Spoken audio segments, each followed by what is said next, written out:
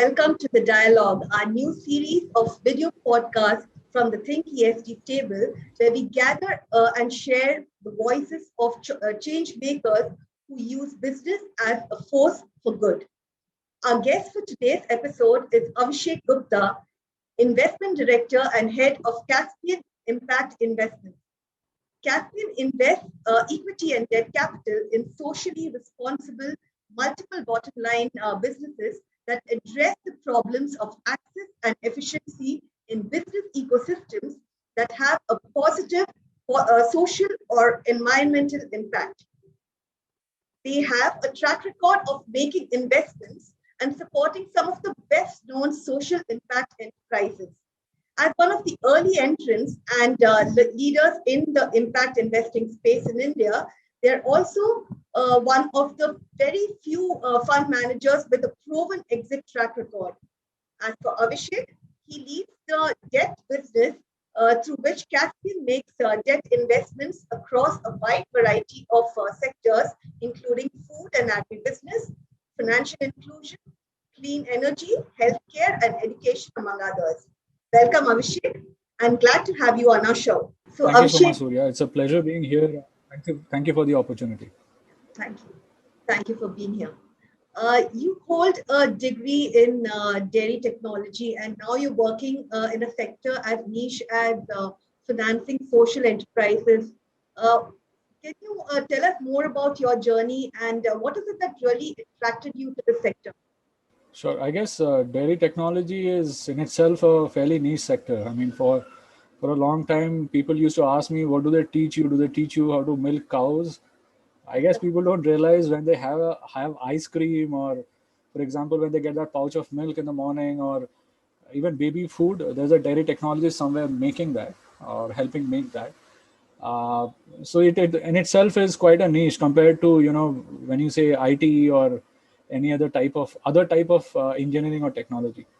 So what happened as a part of the while I was going through the dairy technology course was it gave me an exposure to a variety of subjects. I mean, we did everything from biotechnology to engineering to even economics during the course. It gave me a fair bit of an exposure to rural India as well. And I did write the MBA entrance examinations, and IRMA was one college that I mean, somebody told me about it when I was in school, and I was told that it's a very difficult place to get into. And I realized that it had a course which was fairly, it was like my dairy technology course. It had different aspects to it. So I wrote IRMA. I got into IRMA, which is the Institute of Rural Management, Anand, and studied there. I got, from the campus, I got placed into this organization called IFMR Trust. Now it is called Dwara Trust back then, which is again a financial services organization which has incubated a number of companies that work in the social and finance or investing sector, both the operations models and investing models. So that's how it started. But over the years, I have essentially, if you look at my career, I've focused on providing or building kind of new businesses from scratch on enabling access to finance for SMEs or businesses that are typically not funded by the traditional business channels. So at the IFMR group, I helped initially start. I started building up a dairy supply chain company and the financing around it, wherein we were helping financial institutions get access to technology and manpower that could enable them to make loans to dairy farmers back then. Then I helped in setting up a structured finance. So I actually changed groups within the change firms within the group, and I helped in setting up a structured finance vertical that was targeted at providing access to capital markets for small financial institutions that did MSME finance and affordable housing finance. And after that, I joined Caspian about seven and a half years ago, and essentially helped in growing the debt business at Caspian. Caspian historically used to be a equity firm, but I joined because of my debt or structured debt experience to help build a portfolio of loans that we make to companies that work towards both positive social and environmental impact. And that's what we've been doing. Over the last 7 years, we've funded about 160 companies across a variety of sectors, which include food and agri, clean energy, healthcare, education, financial inclusion, and so on. Basically, all professionally managed companies. Uh, and We provided funding to the tune of, I think, a little more than 2,000 crores or about 2,500 crores till date. And I joined as I think the second or third person in the team, but since then the team has grown. Now we are a 65 people team now, and we have operations across 3 locations: Hyderabad, Bangalore, and Delhi. Those are the places where our offices are, but we always had pan-India lending operations. So our clients are all across the country. Uh, and I have essentially been involved in help, from initially uh, sourcing, evaluating, and onboarding customers to slowly building up the team across, all the verticals. So been a fair bit of a learning for me also to build up this kind of a business from scratch, which actually isn't very common in that sense. And so that's been my journey, Surya. Yeah, very interesting journey there. So, for the sake of our viewers, you did explain much about Caspian, but how does Caspian Debt really compare itself against a traditional bank or an NBFC or a venture capitalist? And what kind of equity and debt products do you have on offer? Sure. Yeah. So the if you so I think the good thing that has happened in the last 10, 15 years is that entrepreneurship has become a viable career option for, normal Indians. I mean, earlier, if you would want to take up entrepreneurship, people would generally ask you, your family would ask you, ki, whether, naukri nahi mili kya? Is it that you didn't get a job? So I think that has changed. Now, because of that, what has happened is over the years, several first generation entrepreneurs have come up building businesses that meet the needs or, are solving for problems that, social or environmental in nature. Now, the issue with most of these businesses is that the traditional debt providers like banks or traditional NBFCs, their lending model is typically oriented around either very small ticket unsecured loans, which do not meet the entire funding requirements of these kind of ambitious companies, or for the larger ticket loans, the evaluation methodology of banks and traditional NBFCs are oriented around mortgage collateral being available, 3-year profitability being there, and so on. But if you look at this new breed of entrepreneurs, professionals who are setting up these companies, by design, they're setting up asset light businesses. And because they are first generation entrepreneurs, typically they don't come with a lot of family assets or assets of their own that they can mortgage and get a loan against it.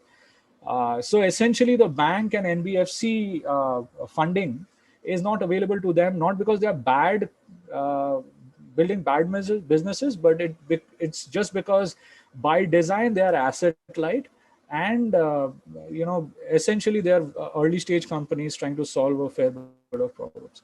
So from that perspective, we are different from the banks and traditional NBFCs because we lend without taking mortgage collateral typically. We are also able to lend to companies while they are loss making, as long as they are backed by venture capital investors. Now that takes us to the other extreme. So the other source of capital for all these professional entrepreneurs is to raise venture capital, equity.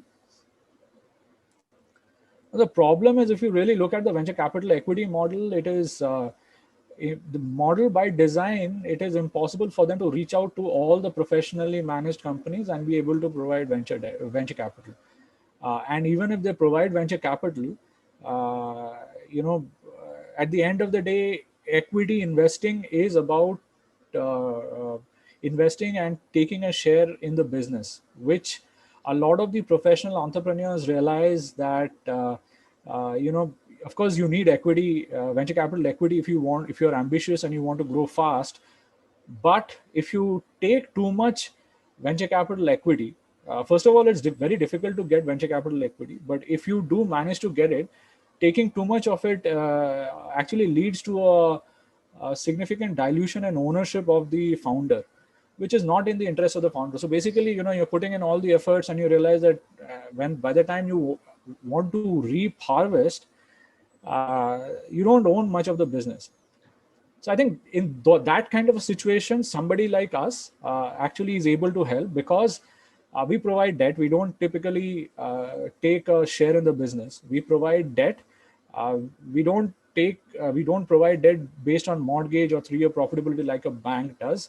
So in that sense, what we're able to do is kind of fill the gap between the bank and the venture capital equity providers, fill the gap between them to enable professionally managed companies to grow fast without having to provide mortgage or without having to dilute their shareholding in the business. So I think that is how we are kind of different from both these segments. At the same time, I would say that it's not so much as a competition with these two segments. I think all of us play an important role. As far as we are concerned, we are trying to fill a critical gap that existed, and in some sense, all of us work together or need to work together to essentially promote a large number of entrepreneurial firms that are solving social or entrepreneurial problems. So that's about how we are different or same with the venture capital equity and bank financings. As far as products that we provide, as you can understand, one of the beyond the fact that we are able to lend without taking mortgage collateral and without taking a lot of dilute, share in the company and those kind of uh, uh, fallback options. Uh, we also need to innovate on the product in the sense that if you typically go to a bank as far as debt is concerned, or an NBFC, uh, everybody specializes on the NBFC front. Everybody specializes in a particular type of loans, uh, but what happens with a lot of the companies is that their funding requirement often varies. So, for example, some companies may be seasonal. They may have seasonal businesses, and which means that for 3 to 6 months of the year they have business. For the rest of the year, there's very little business. Now, if I make a EMI or equal monthly installment loan to them, they are expected to pay down the loans when they don't have business. That doesn't make sense, because you're forcing the companies to, pay when they don't have cash flows. This is very typical in, say, food and agri companies where there's a seasonal cash flow. This is very typical in education-related sector companies where the cash flows happen only during the time when the fees are collected from the students, and things like that. So there is a need for flexibility. The other thing is that the medium to long-term plans of the company may require the flexibility to be able to pay as per the growth of the company. So what we do is we actually provide a variety, pretty much in the entire bouquet of debt products that people can get from banks or NBFCs. So right from plain vanilla term loans to revolving facilities to purchase order, invoice financing to quasi lease financing kind of products, and sometimes even quasi equity products we provide.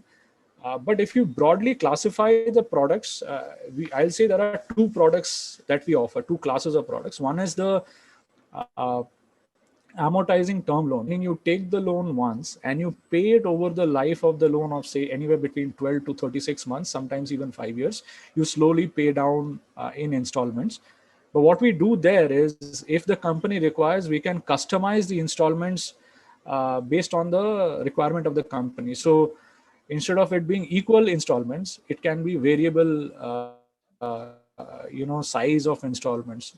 But you pay it down over a period of time.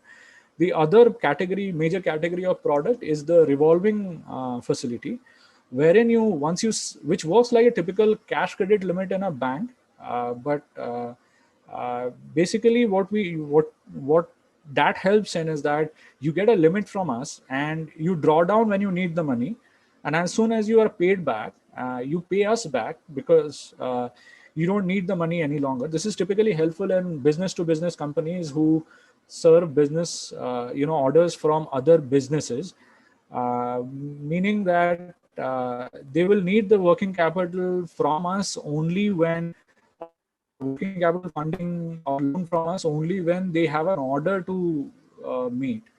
Otherwise, they won't have a funding requirement. So why bear the interest cost when they don't need the funding? So they pay the money back to us. Typically, one lending entity offering both these types of products is not common. In theory, banks are supposed to provide this, but in practice, it doesn't really happen that way, especially with the point that I made about mortgage collateral not being available. It is very difficult for these small firms to be able to get access to the entire range of products which we are able to offer. So we have companies, for example, where we have done 4 loans, and the structure of all those 4 loans are different depending on the actual requirement. So that's where those are the products, Surya, that we typically offer to our clients. And like I said, it's a vast range of products depending on the requirement, but you can broadly classify it into these 2 categories that I just explained. Okay. All right. So let's shift focus to the ESG part of the business. So, the portfolio companies that you manage today impact over 13 of the United Nations SDGs. Tell us more about how do you select positive impact business models and apply prudent ESG filters to onboard your customers? Sure. So, see, the way we look at our target companies is that we take a sectoral approach. So we've actually chosen to operate in sectors which we know have a significantly high positive social or environmental impact. And from that, what we try to do is essentially focus on sectors that we know are going to result in the positive impact as far as society, social and environment is concerned.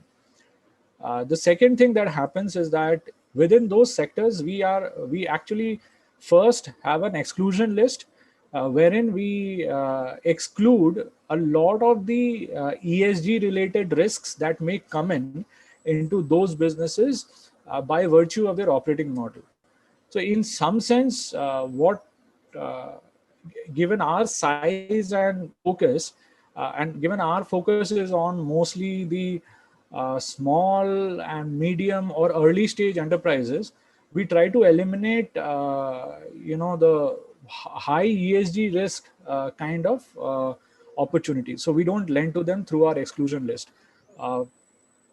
And that includes everything from heavily polluting industries to, for example, military equipments to types of businesses that can lead to,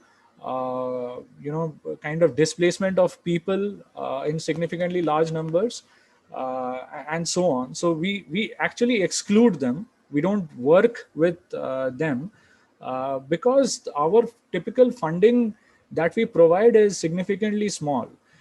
There are obviously large development financial institutions which are able to provide much larger amounts of funding that actually actively work with these kind of companies that are on the borderline of ESG risks and help them improve ESG over their lifetime. We don't do that. We actually exclude them because our focus is more on the small and early stage companies. So from a strategic perspective, what we've done is we look at the sector, then we look at the exclusion list, filter out for the companies that don't are high ESG risk. Then what we do is within the safer or the lower or medium ESG risk categories, we try to evaluate during our the credit process on different aspects of ESG. Governance is, of course, a key parameter because we fund only companies that are professionally managed in nature. So we don't, we typically stay away from uh, poor governance kind of companies, and we like, for example, independent directors being there, professional management, or formal processes of board meetings being held, and board inputs being taken, and those are part of the evaluation. But beyond that, what we do is from an the ENS perspective, we look at how the business is affecting different aspects of both the environment and social aspects. So just to give you a few examples, we have a detailed questionnaire where we answer all these questions for all the companies that we consider. But just to give you an example, on the environmental side, we try to establish whether the company is going to lead to pollution or either water or air pollution of some sort. If yes, then what are the measures that they are taking to avoid or reduce that pollution within the acceptable limits? Is there formal programs that are in place for training of employees to make sure that they do not cause harm? We also look at various other aspects related to, for example, the human capital that works within those firms, to see whether the organizations have health and safety measures in place, whether they track the incidents of, for example, injuries, at the factory locations if they have factories, or whether social security is taken care of. We avoid. We've actually declined quite a few companies where we found that social security was not taken care of by the companies themselves. We look at aspects of whether the companies, while we don't have a lot of control on the entire supply chain, we encourage companies to ensure that there is no child labor in the entire supply chain. At least in their operations, there should not be child labor. So those kind of things we evaluate when we decide on making the loan, along with the credit evaluation, because our belief is that ESG and credit goes hand in hand. If you are looking at the long-term viability or success of companies, short-term, you can probably ignore the ESG and be okay. But the truth is, if you are really looking at long-term, it doesn't make sense. And given our origins or our existence as primarily an impact investor, uh, we want to focus on the E, S, and G aspects, so that, I mean, G obviously is also a part of the credit related decision making anyways, but E and S is also critical because we are looking long term in anything that we are doing. But like I said, we have this limitation that we don't have the ability to engage with companies that are, weaker on the ESG metrics, and work with them and get them towards a, a positive ESG status over the life of the loan. We manage a portfolio of 100 companies today, active portfolio of 100 companies today. It's impossible to actually have that kind of conversations with so many people, because at the end of the day, we are a debt provider. We have little control over what the companies do, and our funding sizes are not as big. So what we do is we eliminate the risks upfront, and even after that, there are still some issues that need to be addressed. So when we do due diligence, we actually build awareness with the companies on those aspects and try to say that, if you improve these areas, this is how you will benefit. So basic things like get an employee handbook in place, that kind of a thing also helps companies quite a lot. So those kind of inputs come during, or we give during, the due diligence phase. And in a lot of cases, we monitor those aspects after we make the loan. So the next time when we are making the loan, we ask, have you done this like you said you would do? So that is the kind of focus or evaluation that we have on the ESG aspects. But tell me, what is your current exposure to clean energy projects? So we don't fund projects directly. We fund companies. So over the last 4 years, I would say we funded close to 500 crores of clean and sustainability related projects. I mean, if clean energy related projects. Uh, Out of that, the current, I think the exposure as of March is close to about 50 crores from the total 500 crores that we would have disbursed. But these exposures are on companies who then go on and do projects. And typically, our projects are not large scale projects. These may be an off grid solar home system for a small 2 room home, or could be a rooftop solar for a school or a hospital in a tier 3 location. So the projects are not very big. Each company that we fund actually end up building several hundreds of projects. I don't have a number of the projects, but we funded about in total close to about 20-25 companies that would fit into what you call clean energy or energy efficiency or climate sustainability as such. All right. In fact, if you include things like sustainability from climate sustainability from a organic supply chain and those kind of perspectives, the number is much larger. I think we would have funded close to about 35-40 companies of that sort, and of course the funding volumes also will be significantly higher. Okay. And where do you really see India standing in terms of responsible and impact investing, and what potential do you really see in this space? So I think as a general awareness, we are way behind, say, Northern Europe or the developed countries. So I think there's a lot to be done. Of course, there is a lot of talk about sustainability and clean energy in the recent times, but we'll have to see how policy and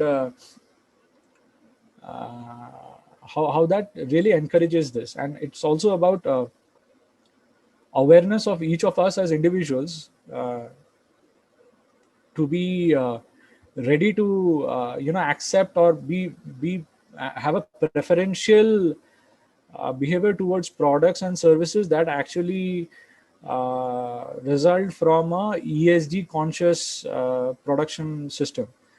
I think as general public, our awareness is low, and I think for a very long time, India was essentially just trying to get access to the products and services. I think we are not there in terms of, so there was scarcity.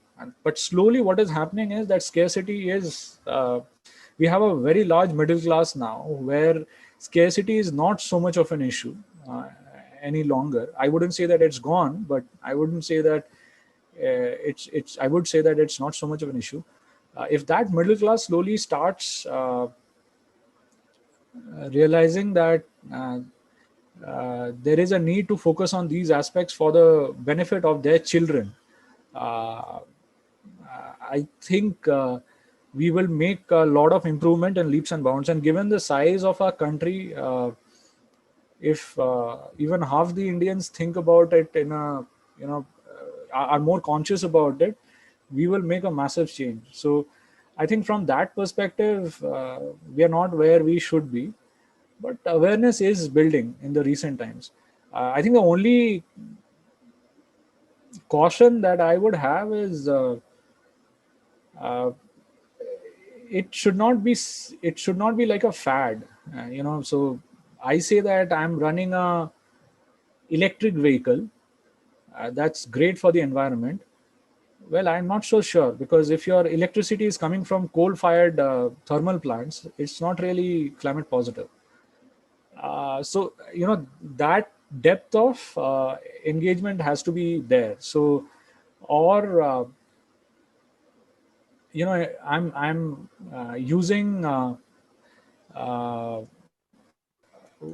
what do you call sustainable products, but when you really look at the product supply chain, you realize that there's possibly someone who's not getting a fair price. There's possibly someone who is employing child labor.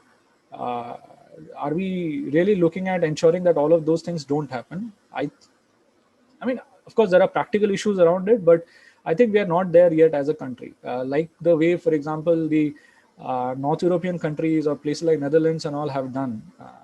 We're not there. So that's what it is. Yeah, I think getting the E, S, and G aligned together is itself a big task ahead for us. Yeah. Let's move to probably on the climate change side. The risk of climate change is one of the central issues facing the world, and there's widespread consensus that climate change can dramatically alter ecosystems, and in fact, and that requires a lot of attention and action. How do you think that the private sector can drive action to support the transition from, say, conventional brown sectors to green areas? I think majority of the job has to be done by the private sector. I mean, if you look at the most of the countries today, especially in place like India, most of the uh, value addition activity is done by the private sector. And when I say value addition, I'm talking about both probably products and services. Uh, and since the value addition activities are typically done by private sector, there is obviously the private sector that has to play this role. I think there is a need to encourage that because, like I was saying, there are uh, India is coming out of that phase where scarcity was the theme, and now slowly we are getting to a stage where scarcity is no longer the problem. It's about better management that is more necessary. From that perspective, I think there needs to be encouragement, which I think is, and the encouragement can come in two ways. One is, policy encouragement from a taxation perspective, which is, I think, is difficult to achieve anyways. But the other source is capital. If you can get access to better priced capital because you are better on the ESG metrics, I think it is going to be acting as an incentive for a lot of these companies to transition. It's easier said than done because how do you really evaluate ESG is a problem. Uh, I think the core problem of the ESG industry, if I may say, is that this issue of not being able to ascertain the exact ESG status, which is also because of the variety in business models and things like that. It's always been very difficult to, summarize it and talk about it like a financial metric. I think unless there is a push towards better ESG from a policy perspective, like for example creating a different category of companies altogether that are committing to ESG, or for example unlocking sources of capital which are focused on ESG type businesses, I mean ESG positive businesses. I think it's going to be difficult for all of us to transition because, like I was saying, I think that though reality is that each of the business owners should be concerned about the next generation and the kind of world that they will live in. The commercial short term incentives actually are too much, uh, you know, on the other side of the balance, which make it difficult for people to take up. I mean, it leads a lot of uh, I'll say belief and effort to get ESG positive today. But if, for example, there is a policy push and also a capital market encouragement, uh, basically the large capital providers, if they honestly push money towards ESG positive businesses, I think the transition will be easier and faster. But again, having said that, it's easier said than done, for sure. That's for sure. Moving on to the last question, Abhishek. The world is going through some really challenging times. and India in particular is going through this entire upheaval with the health crisis and with the second wave gripping India. What are your key learnings over the last 1 year? And do you think this pandemic will be a tipping point for investments in the ESG and sustainability space? Yeah. So yeah, I mean, it's really painful that all of us situation that all of us are going through. It should be the tipping point, um, but I guess as of now, we are all of us are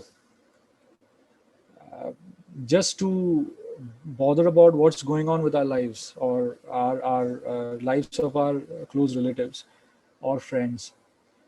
I think events like these point out to the fact that if we really don't care about the environment and we don't have the uh, the infrastructure that can serve the needs of society across the different social strata, we are going to be in a mess. So I think that realization should have come by now. But at the same time, I don't really know if that realization was not there. I guess it was always there. We always knew that India as a country was always underinvested in healthcare, for example, or even education for that matter. Uh, but we are paying the price for that today. The truth is that we can't expect the government to do make all the investments. So there will probably, for a large country like India, there will probably be a lot of private involvement. But this issue of private overpowering welfare is something that needs to be avoided. The government has to make things work for the entire society. It can't do it on its own because we don't have, as a nation, we don't. I mean, there's not enough money to do that probably. But if you encourage private participation and all of that, it has to be done, as per the rules that benefit the society at large, not the rules that benefit a small segment. So I hope that those kind of changes will occur. I think for the world overall, this uh, COVID would have been a lesson that the large capital owners or capital providers should be conscious of these kind of impacts on, because everybody's business has been impacted. No matter how commercially minded you are, you realize that if something of this sort happens again, it is ultimately your commercial returns that are going to get affected. So unless you really make an attempt to make sure that these kind of events don't occur in future, which is, in other words, to say that unless you are conscious of the ENS aspects, you will end up harming your own business that is from which you're expecting commercial returns. So in other words, the capital providers should also, I mean, now they have proof that uh, if you don't pay attention to ENS aspects, commercial returns anyways don't happen. So given those two aspects, I think both from the government side and the private capital provider side, I think there will be an increased uh, focus on allocating capital for ENS positive or ENS conscious businesses. Uh, I I think and I hope, actually it's more of hope than think as of now, because to some extent I believe that we all knew it, but somehow we never acted upon it. So I think that tipping point, the COVID would serve as a tipping point for that to happen. However, once again, one word of caution is that we need to be sure that it's not lip service. The whole thing about saying that I am doing all these things, taking nice photographs, making your annual reports with that, but not really creating an impact, is a real danger that is there. So we have to be honest about it as well over a period of time. Uh, and that again is easier said than done, because everybody is interested in short-term benefits. Very few people are looking at the long term. So how do we make people start looking at the long term is probably going to be enabled by policy and the big capital owners over a period of time. So yeah, so that's what I think, or I hope will happen. I hope we have those policy actions being taken soon, and the companies also taking their onus and working towards it. Thank you, Abhishek, so much for taking your time out for this discussion today. All the best to you and the entire team at Caspian for your efforts, and stay safe and healthy. Thank you so much. Thank you, Surya. Thank you so much for the opportunity once again. It's a pleasure talking to you, and please do take care and stay safe. Thank Yeah. you so much.